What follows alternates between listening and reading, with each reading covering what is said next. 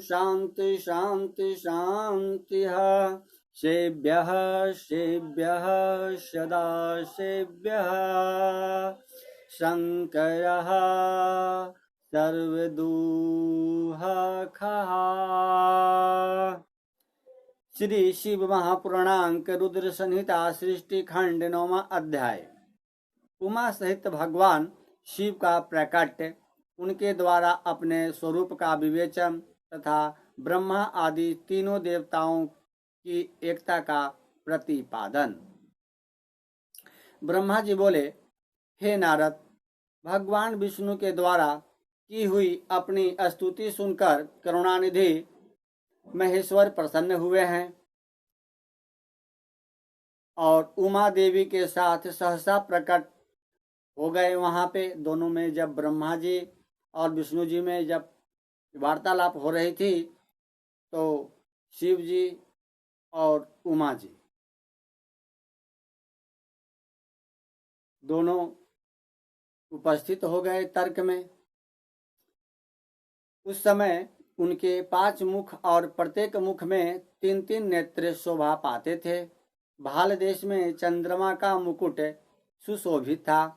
सिर पर जटा धारण किए गौरवर्ण विशाल नेत्र वाले शिव ने अपने संपूर्ण अंगों से विभूति लगा रखी थी।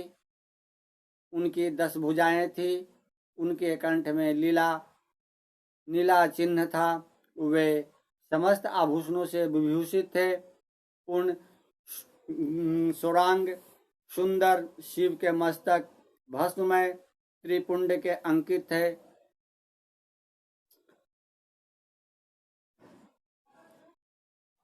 ऐसे परमेश्वर महादेव जी को भगवती उमा के साथ उपस्थित देखकर भगवान विष्णु मेरे साथ पुनः प्रिय वचनों द्वारा स्तुति की। तब करुणाकर भगवान महेश्वर शिव ने प्रसन्नचित्त होकर उन विष्णुदेव को श्वास रूप में से वेद का उपदेश दिया। हे मुने,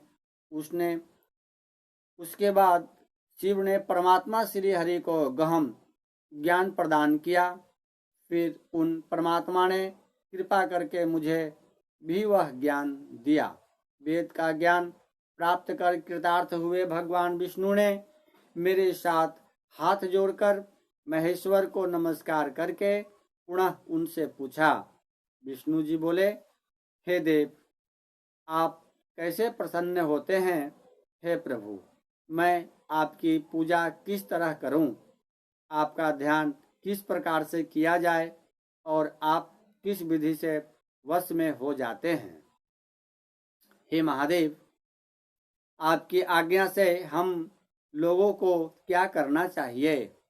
हे शंकर भगवान, कौन कार्य अच्छा है और कौन बुरा है, इस विवेक के लिए हम दोनों के ऊपर कल्याण हेतु आप प्रसन्न हों और उचित बताने की कृपा करें।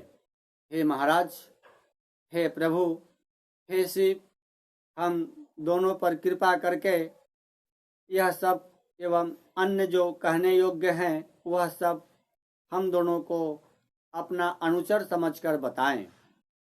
ब्रह्मा जी बोले, हे मुने, श्री हरि की यह बात सुनकर प्रसन्न हुए। कृपा निधान भगवान शिव प्रीति पूर्वक यह बात कहने लगे। शिव जी बोले, हे सुरश्रेष्ठगण, मैं आप दोनों की भक्ति से निश्चय ही बहुत प्रसन्न हूँ। आप लोग मुझ महादेव की ओर से देखते हुए सभी भयों को छोड़ दीजिए। यह मेरा लिंग सदा पूज्य है, सदा ही ध्येय है। इस समय आप लोगों को मेरा स्वरूप जैसा दिखाई देता है वैसे ही लिंग रूप का प्रयत्न पूर्वक पूजन चिंतन करना चाहिए। लिंग रूप से पूजा गया मैं प्रसन्न होकर सभी लोगों को अनेक प्रकार के फल को दूंगा ही साथ ही मन की अनेक अभिलाषाएं भी पूर्ण करूंगा।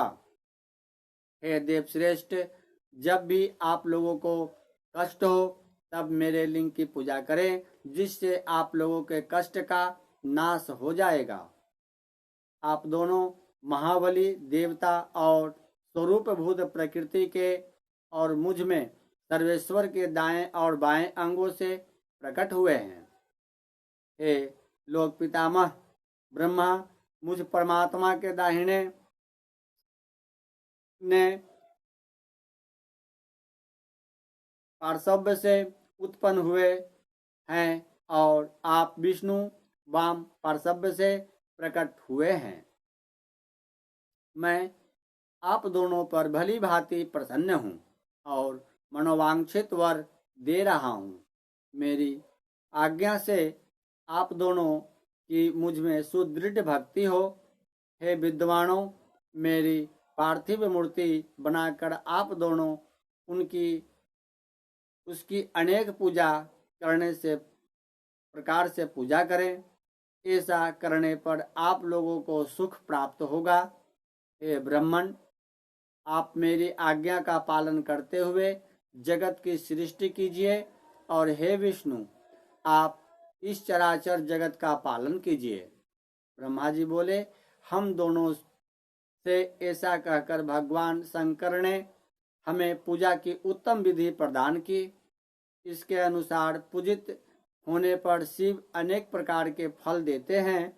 शंभु की यह बात सुनकर श्री हरि मेरे साथ महेश्वर को हाथ जोड़कर प्रणाम करके कहने लगे, बोले आनंद कंद भगवान की जय, शिव शंकर भोलेनाथ की जय। इस 9वां अध्याय को सुनने का तात्पर्य है कि नारद जी जब मोह जाल में पड़ गए थे, तो जब मोह जाल से बाहर निकले तो बहुत से उनके पाप हुए हैं। तो प्रायश्चित करने के लिए, शिव जी की सत्य तत्व को ढूंढने के लिए अपने नारद जी अपने पिता के सन्मुख यह स्थिति दर्शाएं कि हमें मोह मुक्ति के लिए शिव तत्व की प्राप्ति कैसे होगी। हमें कथा सुनाएं कि शिव जी कौन है, सदाशिव भगवान कौन है। नारद जी पूछ रहे हैं अपने पिता ब्रह्मा जी से, इसलिए यह कथा का प्रसंग ब्रह्मा जी के द्वारा नारद जी को सुनाया जा रहा है। जो विद्वान पुरुष हैं वह अपने ज्ञान केंद्र करके इस शास्त्रार्थ को आप लोगों के श्रवण पान का पुण्य धाम बनकर आए हैं। आप श्रोतागण, सूत्रगण इस सरल हिंदी को और मैं सरलता पूर्वक आप लोगों को श्रवण पान कराने की इच्छुक का सदा प्रेरणार्थक हूँ। सरलता प्रेरणार्थक श्रवण पान आप लोगों को हो सके, इसके लिए मैं तत्परता से सरल समय और शब्द का सही उपयोग आप लोग चिंतन मनन के द्वारा कर सकते हैं। इनमें सही कहीं भी संशय नहीं है। बोलिए प्रेम से आनंद कंद भगवान की जय। ओम नमः शिवाय।